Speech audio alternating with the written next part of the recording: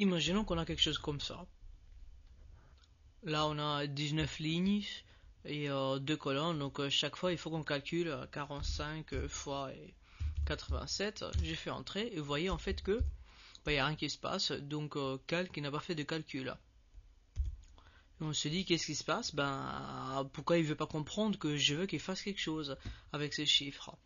En fait, c'est parce que calque, quand il voit 45 fois 87, il ne peut pas savoir si c'est en fait du texte, ou bien du texte qui va laisser tel quel, ou bien des chiffres avec lesquels il doit faire quelque chose. Donc, pour lui faire comprendre qu'il doit faire un calcul, en fait, il faut commencer la cellule par égal. Et si on fait ça, il va comprendre et il va faire le calcul. Donc imaginez pour 19 lignes s'il faut faire ça. Donc retapez 45 fois 45 égale 45 fois 3, etc. Comme j'ai dit dans la première vidéo de cette série, il faut que une solution soit aussi efficace, aussi rapide pour 19 lignes par exemple, ou bien pour 1000 lignes. Tandis que si on fait ça, vous voyez déjà que pour 19 lignes, ça peut prendre 19 fois 5 secondes, on va dire. Tandis que pour 1000 lignes, ça va prendre 1000 fois 5 secondes. Donc, il y a une différence énorme. Et, comme j'ai déjà dit, si on fait quelque chose aussi long et aussi répétitif et rébarbatif, au bout d'un certain temps, on va se tromper quelque part. Et il n'y a pas de façon de vérifier. Sauf si on revient cellule par cellule, on vérifie, ce qui n'est pas possible. Donc il y a une façon de dire à calque que voilà, fais-moi le calcul beaucoup plus rapidement sans que j'étape quoi que ce soit. Ce qu'on peut faire, c'est de commencer la cellule par égal, comme d'habitude. Après, au lieu de lui dire 45, je lui dis quelle est la cellule qui contient cette valeur. Cette cellule, c'est 1, 1. Peu importe si c'est majuscule ou minuscule, pour les colonnes, c'est pareil. Fois, donc tu vas prendre le contenu de la cellule A1 et tu vas le multiplier par le contenu de la cellule B1. Et comme voilà, en fait, voilà ce qu'il a fait. Donc si je refais la même chose à la main, on voit, c'est le même résultat.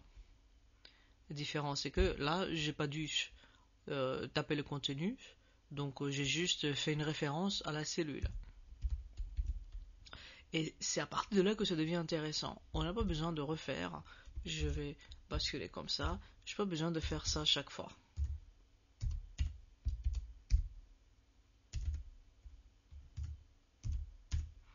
Parce que, comme tout à l'heure, cette solution-ci est rébarbative. Donc c'est pas automatique. Et si c'est pas automatique, c'est pas de l'informatique. Donc ce qu'on peut faire, on prend la première cellule et on la glisse. Ça veut dire, il y a une vidéo, je crois, sur comment glisser une cellule, une formule en fait. Donc une cellule contenant une formule.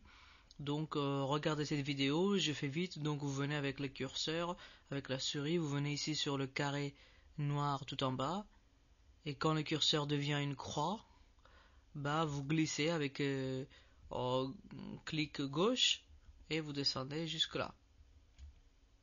Et voyez ce qu'il a fait. Je peux montrer le résultat ici, que c'est bon. Donc voyez que A1 fois B1, c'est devenu A2 fois B2. Donc chaque fois, quand je suis venu ici et j'ai glissé, donc ça veut dire j'ai copié la formule, il a compris en fait que j'ai passé d'une ligne à l'autre, ou j'ai passé à une autre ligne, donc il a rajusté le numéro de lignes des cellules indiquées dans la formule. Donc c'est une solution dynamique. C'est voilà quelque chose que Calc peut faire très bien, et c'est là où c'est vraiment le charme de ce logiciel.